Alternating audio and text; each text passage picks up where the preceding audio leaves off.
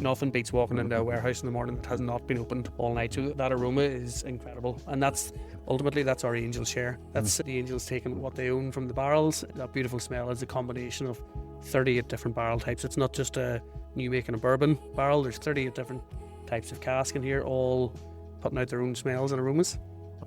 That was the voice of Will Stafford, head distiller of Hinch Distillery. And I'm Martin Nutty. And I'm John Lee. We're lost in Belfast once again. Actually, so lost, we're a half hour out of town here for our latest episode of Irish Stew.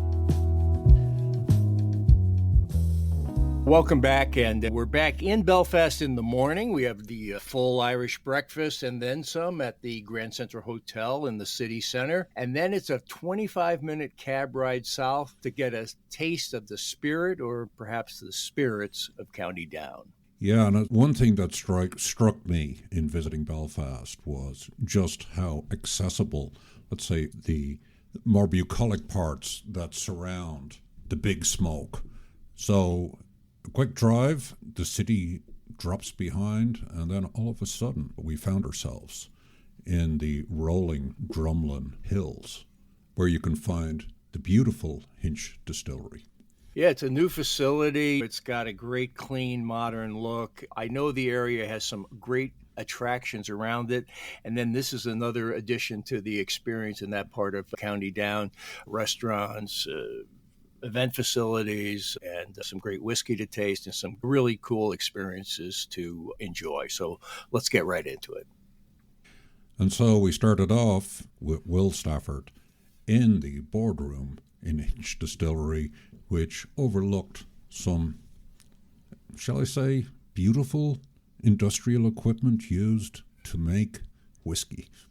If I could just throw in, it's got this great copper, steampunk, Jules Verne look about it, like chemistry from the past, but making great whiskey for the present. So here's the conversation. We'll start off with Will, and we'll actually wander all around the distillery, so come on and join us. Welcome back to Irish Stew. Today we were in Belfast and we made our way down into County Down to visit the Hinch Distillery. And we're very fortunate to have Will Stafford, who I find is William when he's in trouble. So he's not in trouble yet this morning, so we'll call him Will. And Will, what's your exact title? I am the distillery manager and head distiller here at the Hinch Distillery. We're looking at your background. You were in the bar trade and then you moved into the other side. Yeah, absolutely. Again, like most people, especially in rural Ireland, I worked in hospitality as I was studying. So come from a small town and we had a local hotel. Where did you come? Originally from 5 Mile Town, which is just on the border between Fermanagh and Tyrone, depending on who you're speaking to. So yeah, there was a local hotel that most people my age worked in whenever they were studying. I spent 7 or 8 years there, as the rest of my family did, worked in the same place, and just absolutely fell in love with whiskey and gin, spirits in general. And that's ultimately what fueled this fire to get into this industry.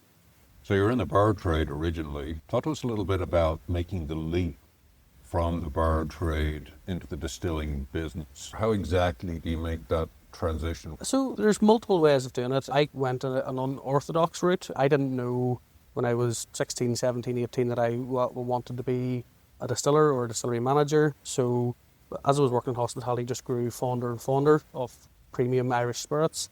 And I was working in the local hotel, and it was around the time of the gin boom, and loads of small boutique distilleries started popping up around the country.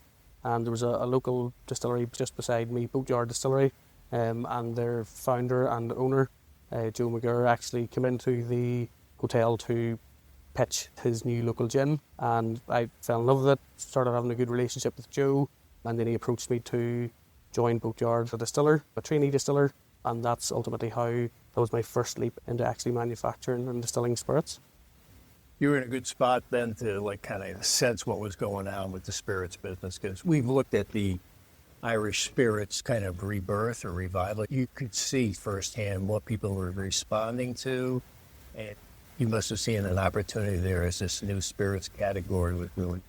Absolutely, yeah. I said, look, I loved hospitality, but being able to distill and deliver these things to consumers, something that people were uber passionate about down home. That's something that I really wanted to be a part of.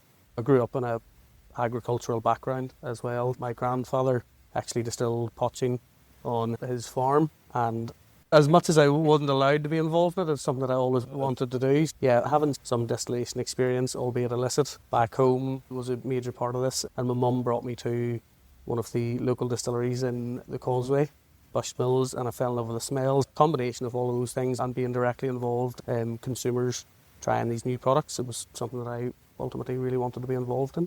When I left Ireland, I recall there was only like 3 or 4 major whiskey brands, and it's astonishing now when you come into Ireland and see this range of product that's available.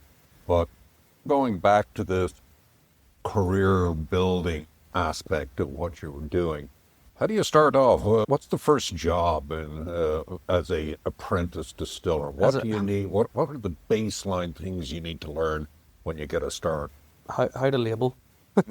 Yeah, ultimately I went into a very boutique distillery at very early stages of its development. So going in to do one role was just not an option. You just had to roll the sleeves up and do whatever was required, and whether that be actual distilling, mashing, fermentation, bottling, cleaning, or delivering spirits to local bars and hotels and stuff like that. So it was honestly, it was a broad scope of everything, and I suppose it's definitely a part of why I have ended up in the position that I have today. I've had a very broad range of experiences across 3 relatively new distilleries, all in that startup phase, and I've been very fortunate to be involved in not just the distillation side, but the product development, even the probably more boring side of it, the accounting side of it, and overall business management. So I've been very fortunate to have a very wide experience across all of these distilleries. Tell us about coming to Hinch.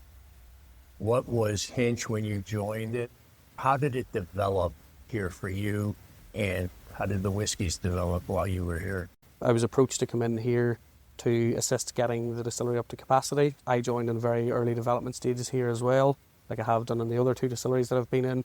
Again, fortunate to be involved pretty much from the outset. And the reason for joining Hinch was the opportunity that it presents. So a lot of modern distilleries post the big 4 that have been around for a very long time. A lot of the new distilleries don't have all of their facilities on site, so they rely on external maturation, external bottling partners, and we're very fortunate to have that all here on one site, which is remarkable. So the attraction to joining Hinch was the opportunity that we have globally, not just domestically, but globally, to be able to supply and be competitive across the board. There's an awful lot of talk of Irish whiskey competing with Scotch, which is easier said than done. Again, Scotch distilleries have been around for a very long time, and again, like us, they tend to have all of their facilities on one site, so they're not relying on external partners. So the advantage in being able to look after all of that on one site is a very exciting opportunity. Just to let our listeners know, we're sitting in a beautiful boardroom, and the backdrop behind my partner in crime, John Lee, is a wonderful set of equipment in copper, which I assume are stills. Yep. But it's an extraordinarily beautiful facility and clearly bespoke. I can't say I've ever been in a place like this before. Tell us a little bit about what makes Hinch whiskies different. So ultimately, the fact that we have full control over everything, besides actually growing the barley ourselves, it's the one thing that we don't do, but we work with a partner who grows our barley locally. So all of our barley's certified Irish, so everything's grown here on the island, and it's something that we, from the very beginning, it's what we wanted to set out and do. During that process, County Down was known as a massive distilling barley growers. There was very little distilling grade barley grown here in County Down. But with our partner, it's something that we've been working very closely on, and we're currently working with 66 local farmers that's within a 27-mile radius to grow barley just for us. So we have, it's... I was going to say, you're hinting at a real economic impact here for the area. Absolutely, yeah. We're an Irish company, and we want to support farmers locally. We want to support loads of businesses locally, and that decision to buy directly from those farmers to supply us here in Hinch is a big part of our stepping stone. And by 2027, we plan on having all of our barley grown within County Down, which is very exciting. Yeah, you mentioned grain, and obviously my layman's understanding of whiskey is it's always made out of grain. I also understand that whiskey can be made out of different types of grain. Absolutely. Talk to us about that input what happens to the grain, because you can roast the grain, or how do you work the grain? Yeah. Talk to us about the distilling, because we understand that there is kind of condenser type stills, and then you got single pot type stills. So we're known as a pot distillery. So we have the capabilities of producing single malt, single pot stills, whether they're GI compliant or non-compliant. So we're a batch distillation process. What's GI? GI, so it's a GI indicator. It's a protection basically of Irish whiskey, so it's protected globally. And basically, single malt Irish whiskey has to be produced in a certain way. It has to be produced here in Ireland, matured here in Ireland, and ultimately it can be bottled globally. But as I said, we look after all of those processes here. And then the Irish pot still GI, which is a geographical indicator. It basically just means it's uniquely Irish. So you can't produce Irish pot still anywhere else in the world. You can produce similar styles, but you cannot call it Irish whiskey. Like in terms of a flavor profile, what were you looking to create, and what was the trial and error to get there? We always had an idea of what we wanted the profile to be, and that was quite simply rich and robust. We wanted a really strong, heavy distillate, so we wanted people to be able to distinctly know that they're drinking Hinch. That was ultimately the goal. So not to be the same as anyone else, so the brands that have come before us and stood the test of time. We wanted our own DNA. We said we've built this beautiful distillery on a greenfield site, so we wanted our own character.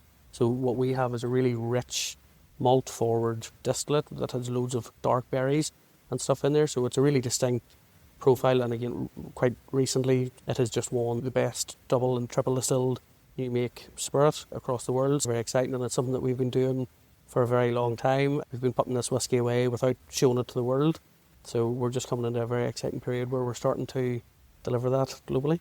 Talk to us about patience, right? I think of some products like gin or vodka, you can, end to end, you can get it on the shelf pretty quickly, right?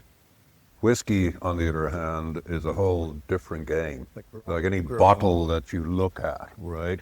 5 years, 10 years, 20 years or more.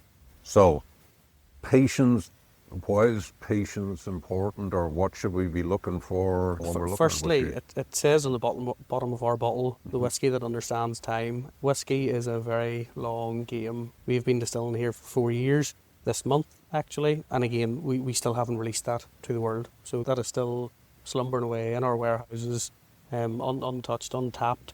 Yeah, whiskey is a very long game. Again, we have a gin, and a ninth we have gin brand, which is ultimately, I could distill a batch today and send you home with a bottle of it tomorrow if we wanted to.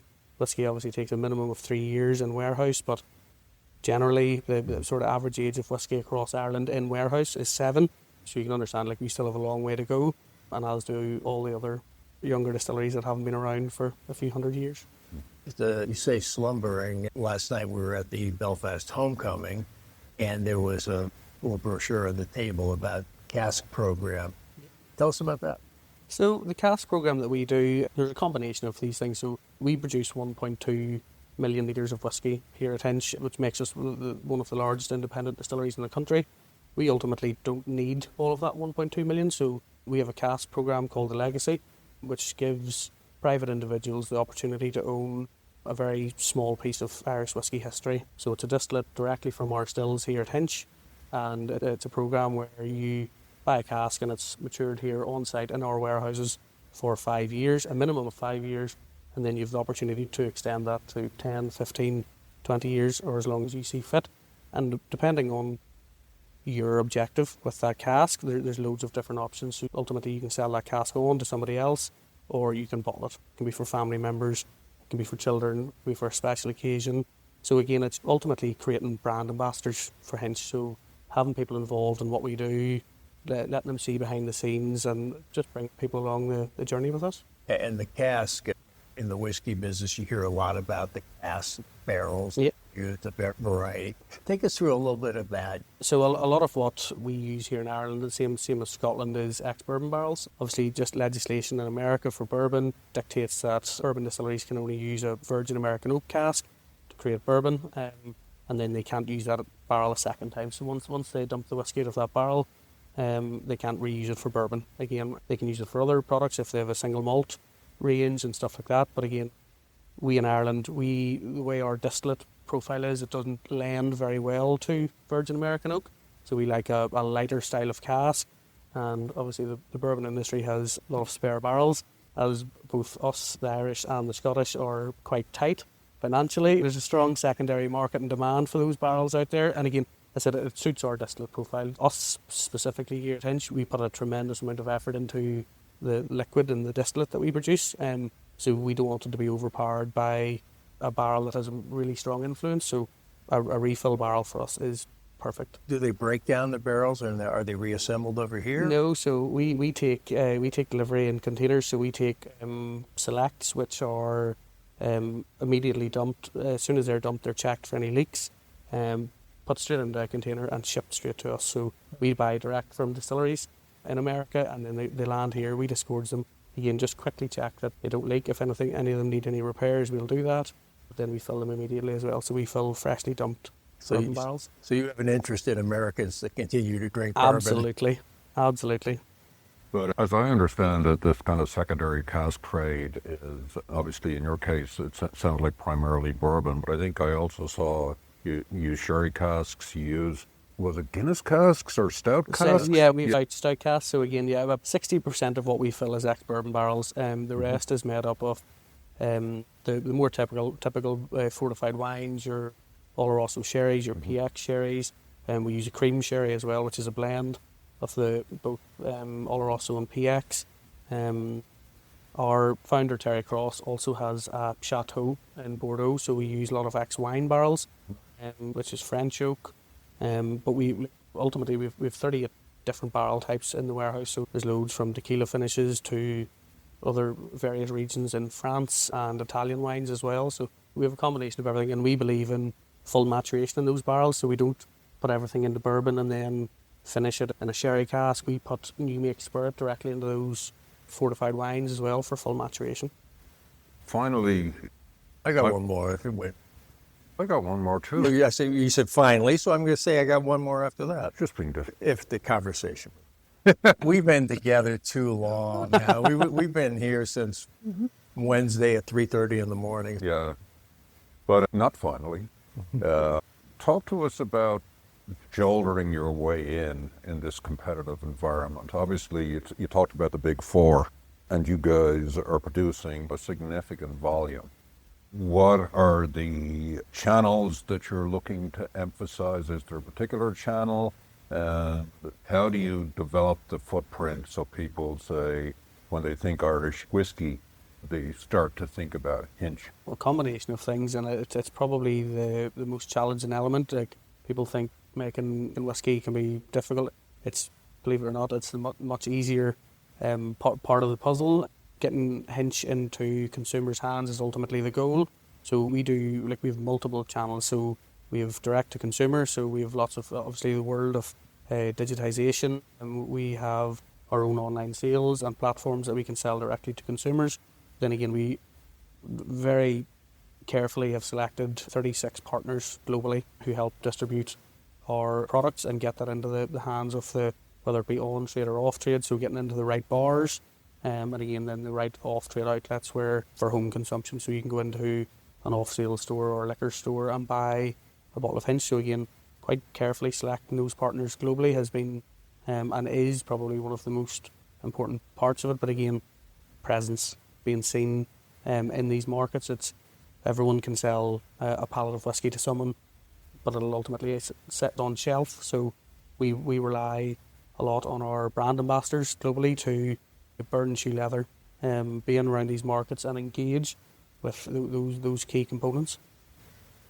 Besides producing a great whiskey, you're producing an experience here for travelers and visitors not too far from Belfast at all. Quick cab ride down for us.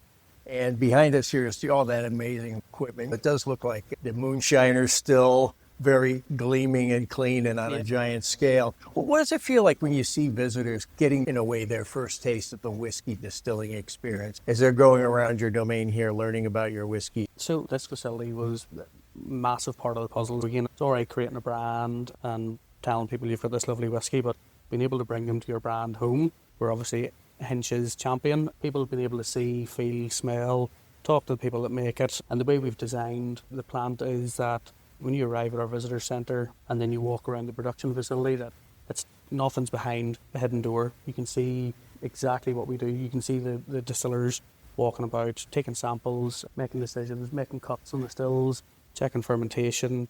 You can see them filling casks at the back, you can see them in the warehouse. So not just building a brand home that you could have a tour and we could show you a video. You can physically see, smell and touch everything here. I don't recommend touching everything because a lot of it's quite hot. But yeah, you can see our process from start to finish. It's very open door.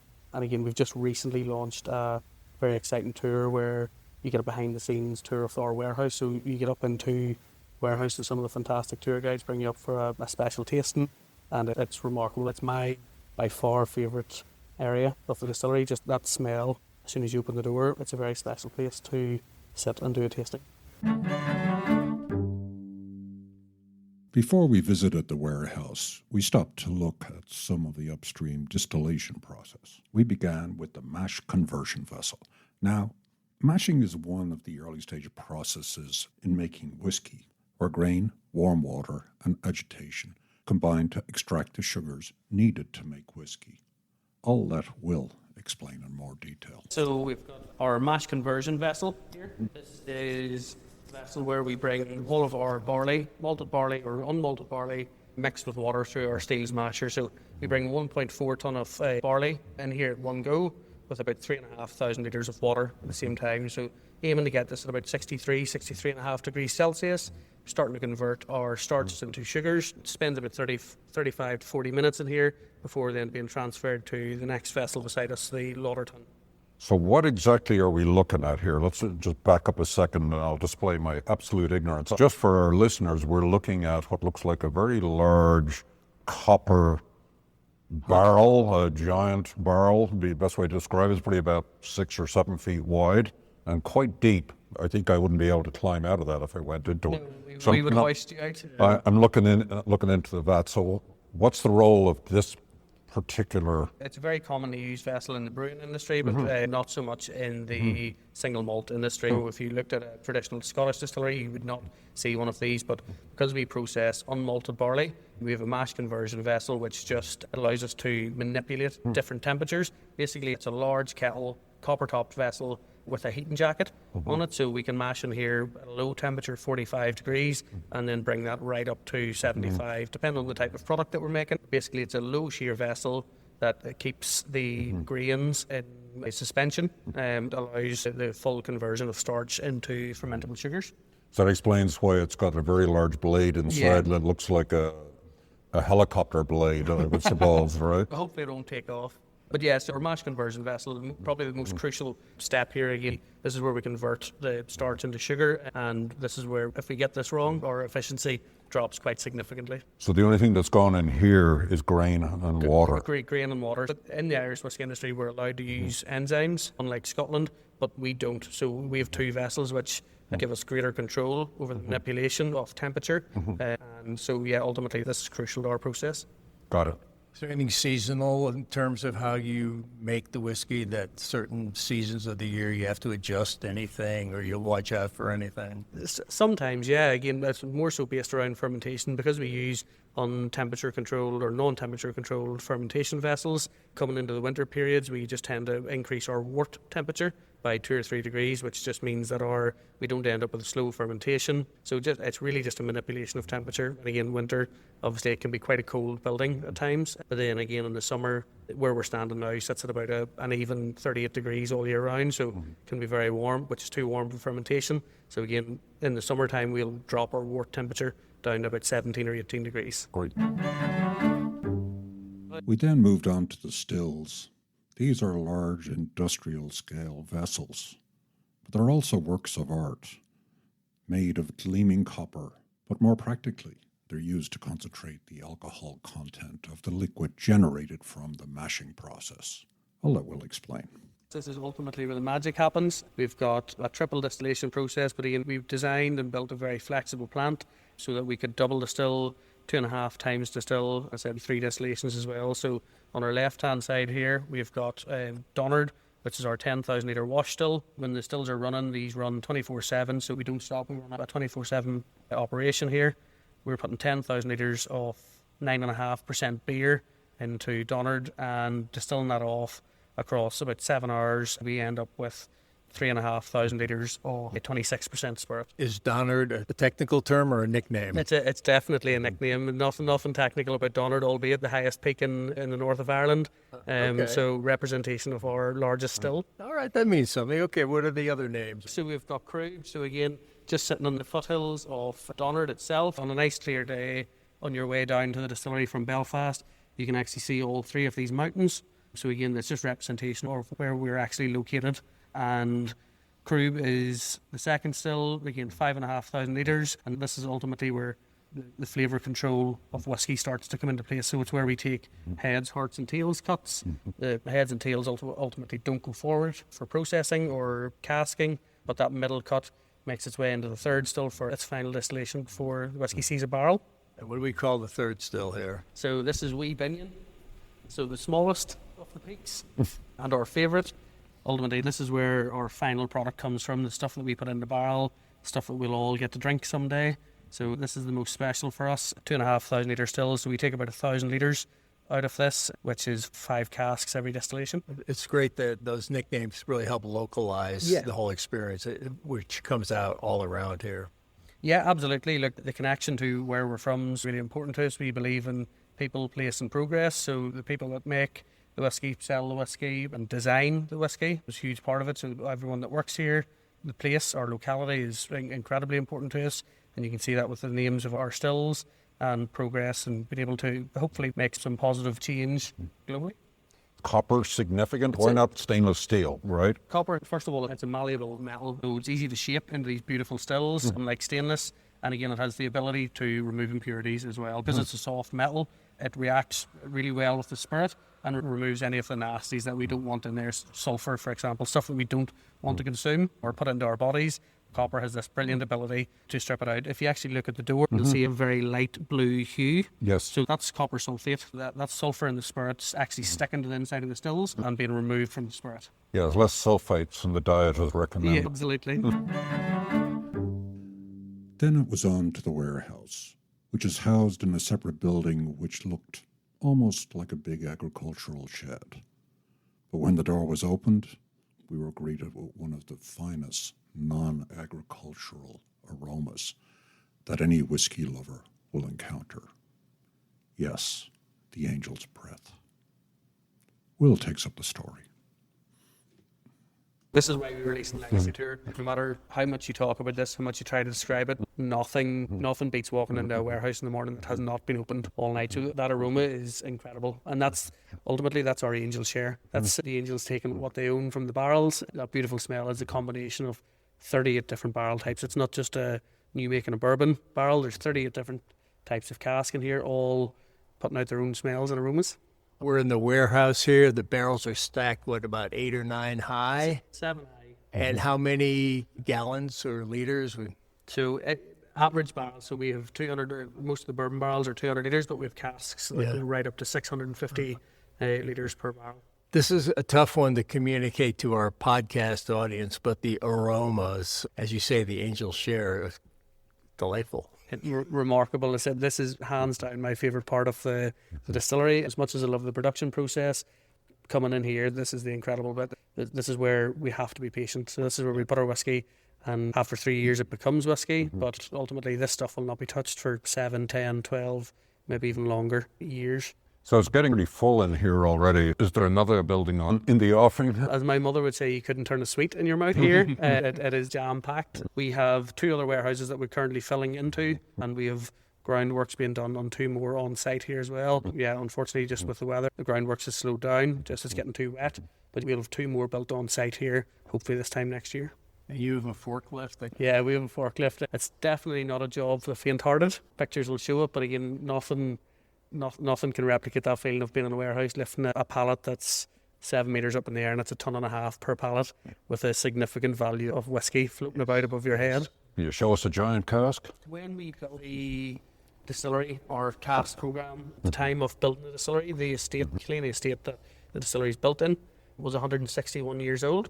So we sold the first 161 casks ever produced here to private individuals. Most of them, about 85% of them, within a 10-mile radius of the distillery. Again, this is their part of Irish whiskey history, so we could have sold these barrels for much more than what we did, but again, it was purely about that ambassador role and being part of the journey. It's a Kickstarter for an emerging distillery. Yeah, so again, each cask, they're stored slightly differently. So these are stored in a dunnage style, not palletized, and each individual cask has the individual cask name. So the owner of the cask, their plaque, and we do an event every year for these guys. So we bring them up to the distillery, feed them, water them, bring them up to the warehouse, and let them taste how their spirit is coming along.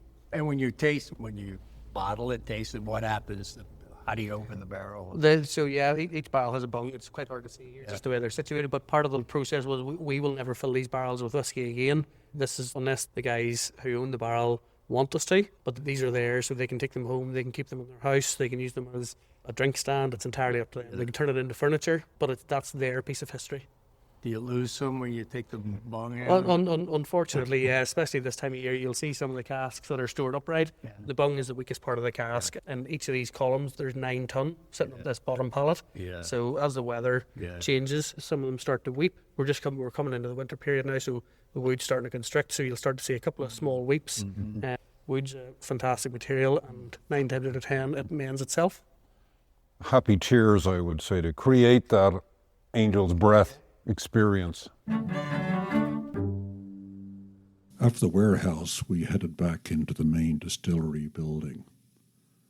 We were on our way to a tasting, but just before that, we stopped off in another room, and this room was called the Spectrum Room. Whiskey is enjoyed in a number of different ways. There is the taste, there is the scent, which we had experienced in an overwhelming way in the warehouse. And then finally, there is the visual appeal. We all know that golden liquid when we swirl it around in the glass. But it doesn't start out that way. And that is what the Spectrum Room displays. I'll let Will explain. So this is our Spectrum Room. This is our nod to maturation. You'll see 2 sides of the room, one beautifully lit, a plethora of different colours. And then on the right-hand side, you'll see the same amount of bottles filled with completely clear liquid. The right-hand side is a nod to our distillation where there's no colour. So spirit coming off our stills is completely crystal clear and it represents all of the different distillates, no matter whether we're making heavily peated single malt, double distilled single malt, triple distilled single malt, pot still, non-GI, they all look exactly the same. And then on the left-hand side, this is the maturation element. So each different box, each different window has a different type of cask. Looking at the bottom left, you'll see in each section, you'll see the lightest colour of all. And then to the right, and then going up and up, you'll see them getting darker and darker. So each bottle is a representation of a month in barrel. So it represents 3 years of maturation. And then you can see what each different barrel type actually imparts to the colour of the liquid. This is the first time I've seen whiskey as art, I have to say. And whiskey's always art. Sorry, that is a fair correction, but visually it's beautiful. Yeah, that's what we wanted. I said maturation is an art, it is a science. It's something that people don't really get to experience when they visit distilleries, and this is an experience for us and the people that come here and get to learn everything about what we do, but again, what every distillery goes through as well. It shows that progress of time that we talked about earlier. Can you remember your first taste of whiskey? Absolutely, and it was dreadful. I was probably too young. I grew up in a household where heavily peated Islay single malts were consumed, so it was a rude awakening, but albeit I grew up in a household that where turf fires were burnt morning, noon and night, so there was a nostalgic element to it, albeit, yeah, I've come a long way from that first taste of whiskey. So peat's still not your thing? Peat is absolutely my thing, yeah. Oh, okay. It was just, it was... First drink I ever had was a very modest beer, followed by a cask strength, heavily peated single malt. So there was a very big difference. Was that the same night? No, not the same night. But yeah, look, it's probably just didn't approach the whiskey in the right way. But that nostalgic element, the turf fires at home, it is nostalgic. It's an emotional connection that I have with back home. So heavily peated whiskey is definitely my thing. We're not going to ask your age at that point in time. We don't want to get your parents in trouble. Please don't. Everybody's younger than me. At this point, we said our goodbyes to Will. He had whiskey to make, and we had a tasting to indulge in. And so we headed back to the boardroom where we'd begun our morning to be met by Claire McLernon, who was going to guide us through a number of Hinch's finest products. I would love to first start by saying it's a brilliant experience. We get fantastic feedback from both the gin and the whiskey lovers that visit us. We have a variety of different experiences, and you can sometimes drink a lot and sometimes drink a little or not drink at all, and that's fine too. But we have our whiskey tour, and most people coming in are whiskey enthusiasts. We do have people coming in who are just interested in more of the production side of things, the mechanical side of things, but most people are coming for the whiskey, and that's what I'm here to do with you guys today. A wee bit of whiskey tasting. The gin drinkers, we get the gin lovers, male and female. It's not just a ladies' drink. No. And with the warehouse tour, certainly that is a little bit more elite for those that want to get really in depth behind the scenes, to not just see the production, but to see the maturation, breathe in all those beautiful smells, as well as taste whiskies that we don't usually taste on the standard tours. A little bit of fun for corporate groups, because we've got corporate groups, weddings and events that come in too. We do a hot toddy Irish coffee workshop if you want to get your hands on actually creating your own drinks, and then you can go home and impress your friends. And we also have a lovely gin tasting tour where you can make cocktails and punch. It's like home economics meets history. You'll leave here with a good rounded education and a great answer for a pub quiz, if nothing else, at the end of the day. But today we're going to have a little bit of a whiskey tasting and a tiny bit of gin, gents. Are you whiskey drinkers yourselves? Yes, but I think both of us are more typically gin drinkers, but both, yeah. So we'll start with the whiskey and see if it opens a Pandora's box of new, and then we'll move on to the gin. Great. All righty. Whiskey tasting. So we get people coming in, and they've never done a whiskey tasting before. And it's not knocking it back to get drunk. Right. You can do that in your own time. Yep. This is about sipping and savouring and see what reveals to your personal palate. And different whiskies will express different characteristics as well. If you don't like whiskey, you haven't drunk enough of it. Not just one flavour. All right. So the first whiskey sits on the little panel in front of you. It will be on your left-hand side. Okay. Right. This looks like a barrel stave. It is. It's a resurrected barrel that is no longer of use to store, but it's used to serve. So a little copper coin will be found under the first whiskey. Gives you an idea of the right starting point. And this is our small batch, our biggest seller internationally, a light, sweet, traditional style. A lot of people here in Ireland will drink a pint of Guinness in one hand, a whiskey in the other. It keeps you balanced. Too much Guinness makes you sleep. Too much whiskey makes you fight. One in each hand keeps you happy. And with that, have a little smell. Very sweet. Sweet in the glass. Vanilla, caramel, sweetness. If you give it a wee roll, you'll see there's a nice oily cling on the glass, a sign of quality. In the olden days, if they were watering down your alcohol before they served it, that little oily cling wouldn't be there, so it was a way to check quality. A tiny sip is all you need, because if you take a great big gulp, it'll shock your palate. So a tiny sip, feel the heat on the roof of the mouth, into the sinuses, sláinte, cheers. Cheers. Sip away, my friends. It's a hard job, but somebody's got to do it, right? Almost a dessert.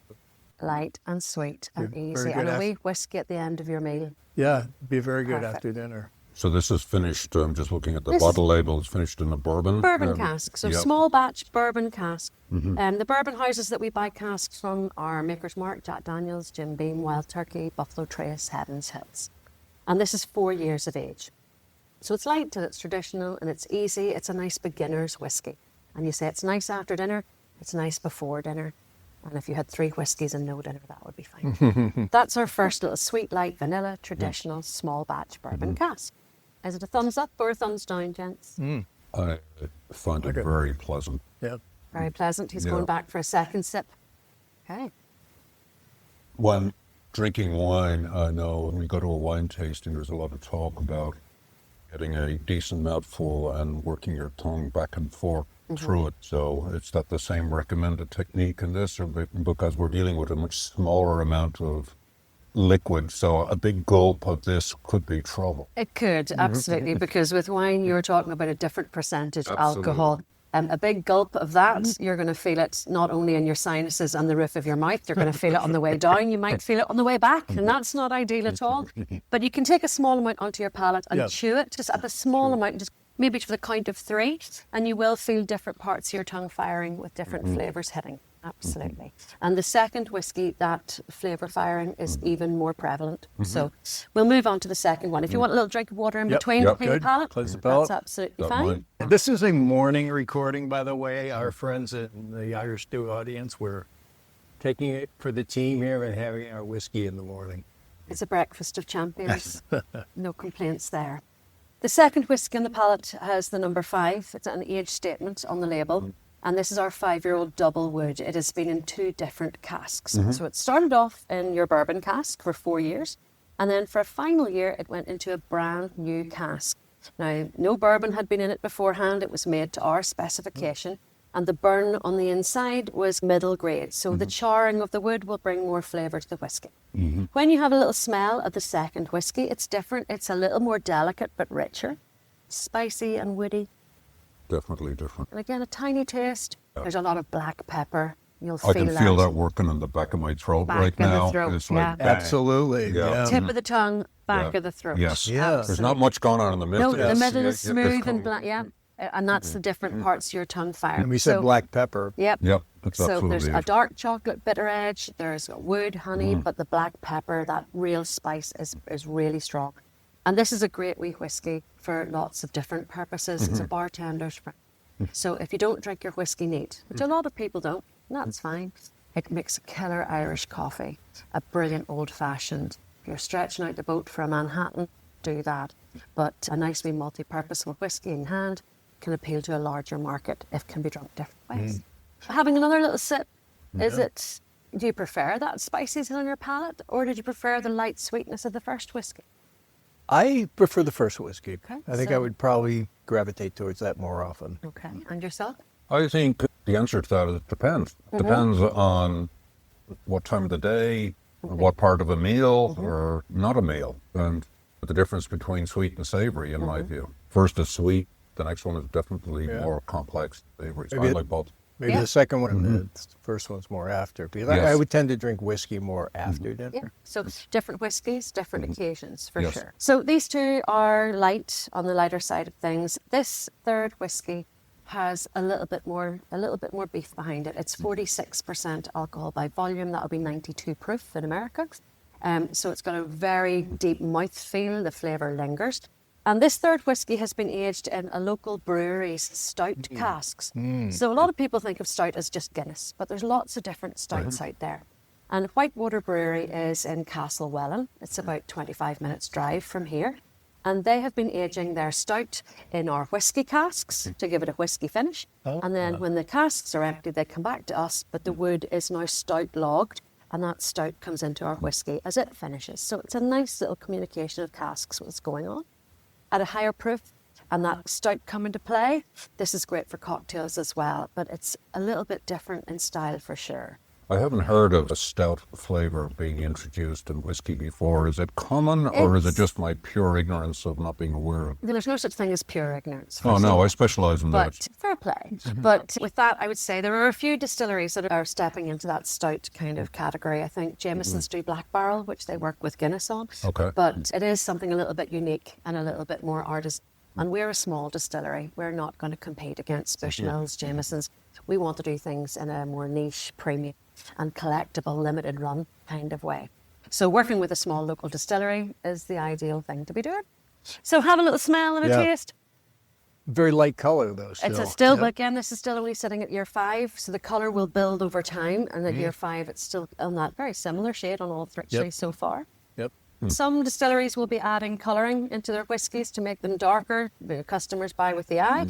For us, we can embrace that niche and artisanal. Some markets we will add colouring to because they insist upon it. Yeah. Some markets you're not allowed to use it. So you just always bear that in mind, that the colour of the bottle doesn't always predict the age of the whiskey. Yep, that's good to know. So having a little sip, you can feel that higher strength alcohol in the palate.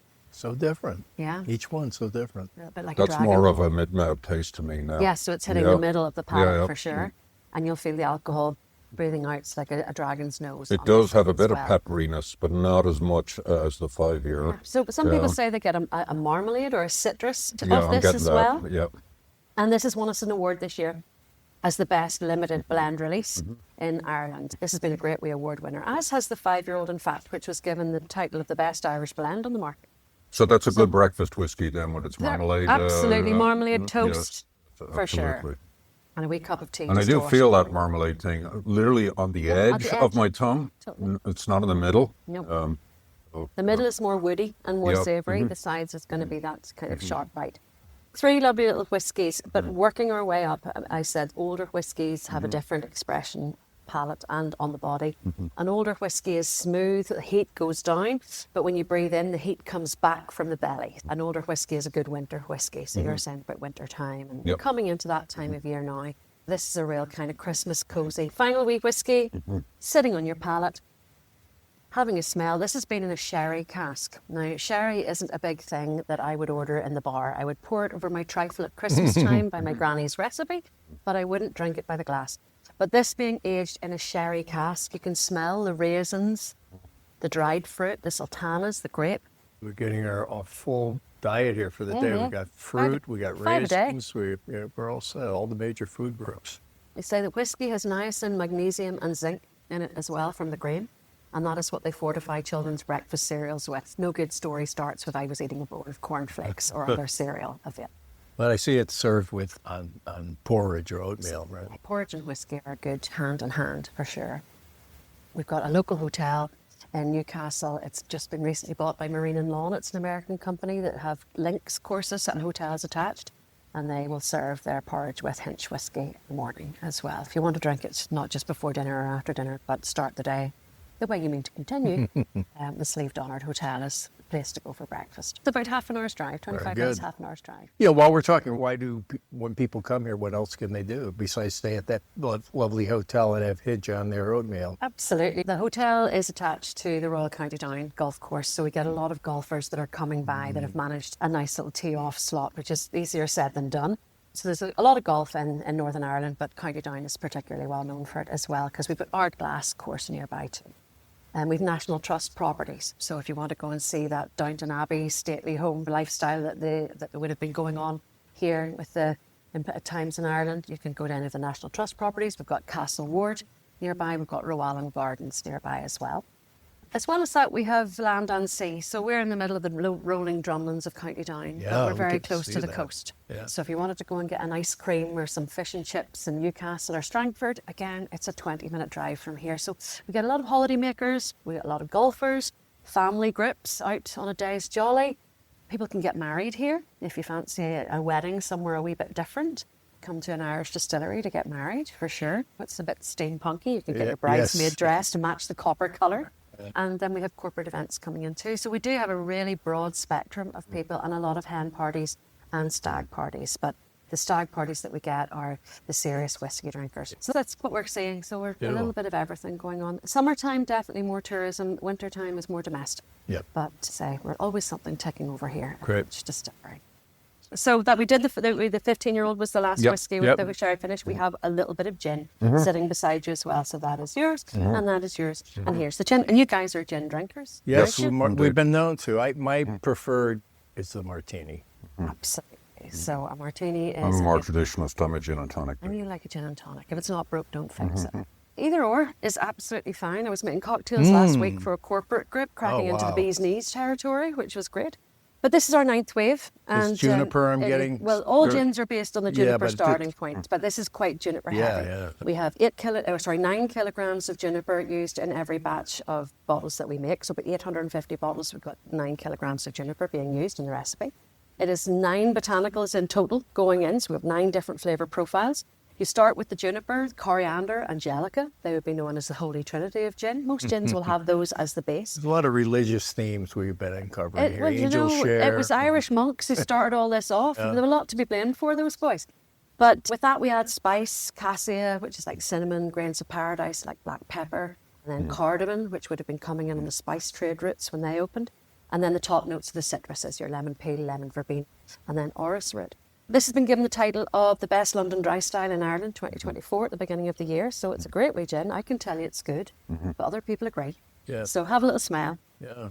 You smell the juniper Yeah, and the absolutely. citrus. Yeah, I like the juniper forward kinds of gin. Absolutely. So this is 43% alcohol by volume.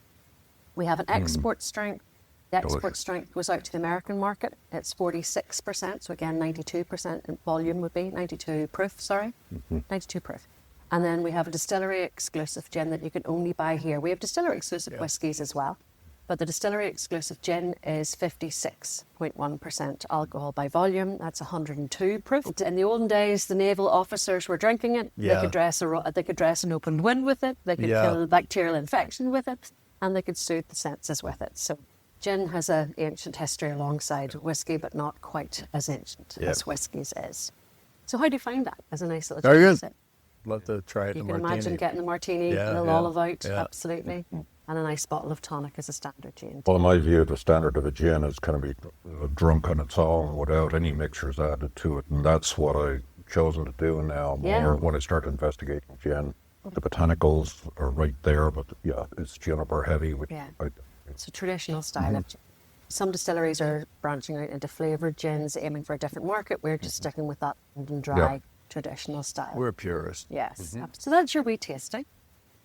Excellent. I say there's Enjoy it. lots going on. If you want to book a tour with us, you can go online. You can book through our website. Right. If you're bringing groups, you come directly through to tours at Hinch Distillery, and we can then take the bookings from there for groups. It was about 20 minutes or so by cab from the city centre. Effort was right out here, so it's a great.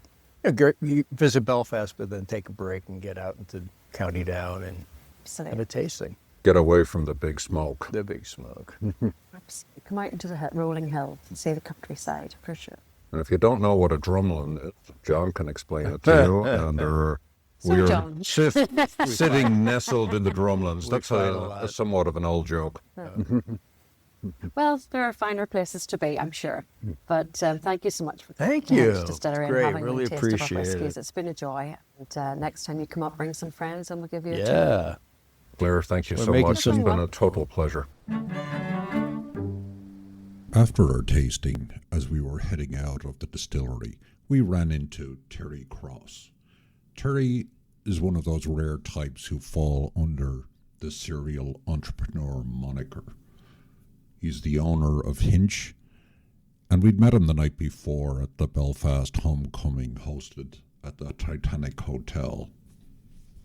We talked about the challenges of the whiskey business and how Belfast Homecoming may have solved a thorny distribution problem for Hinch. Here's Terry. Yeah, the production is relatively easy. Not easy, but it's relatively easy. And Predictable. Kind of. usually, yeah, but when you're dealing with a product like barley, your weather can affect you as well. So that can be difficult at times and expensive at times. So the only three ingredients are whiskey, barley, and yeast. So it sounds easy, but it can be quite complex, especially when you add finishing in port or wine or whatever, barrels, sherry even. And what does it take to keep the product top of mind with the consumer?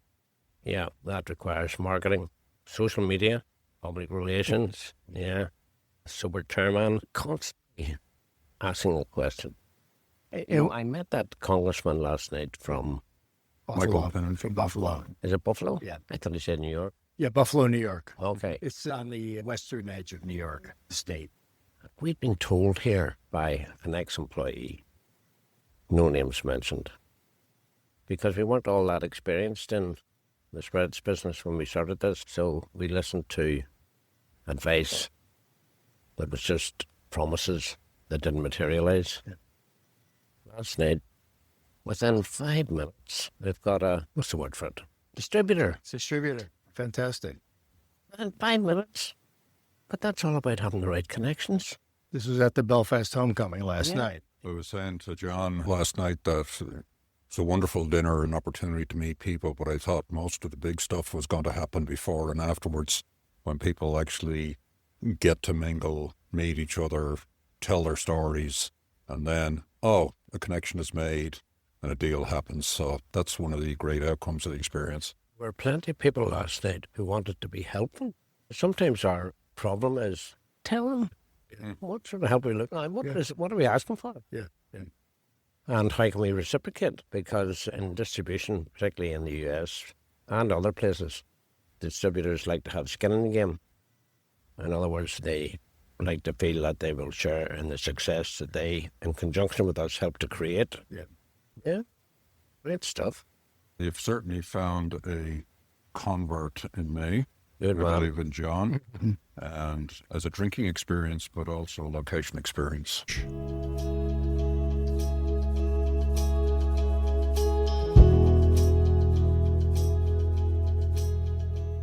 Well, I leave Hinch with a lot of great memories, but probably none stronger than the memory of the scent and the aroma and the spirit of being in that warehouse where all the whiskey was being matured. Well, as we sign off here, I want to thank Sonia Cassidy of Sonia Cassidy PR. It was an expression, game knows game, and as a fellow PR operative, I want to tell you that Sonia has game, and we thank her for all her help. And particularly, as always, we thank Tourism Ireland for their support of our efforts in telling contemporary stories of Belfast and Northern Ireland today. Stay abreast of all that's best in Irish travel throughout the island of Ireland at pretty simple website to remember, Ireland.com. And then join us next week when we'll head back into Belfast, into the city center, for a look into Belfast's food and nightlife scene with Carolyn Wilson of the Belfast Food Tours and the Belfast Night Czar and our own man of the match for our Belfast road trip experience, Michael Stewart. See you next week.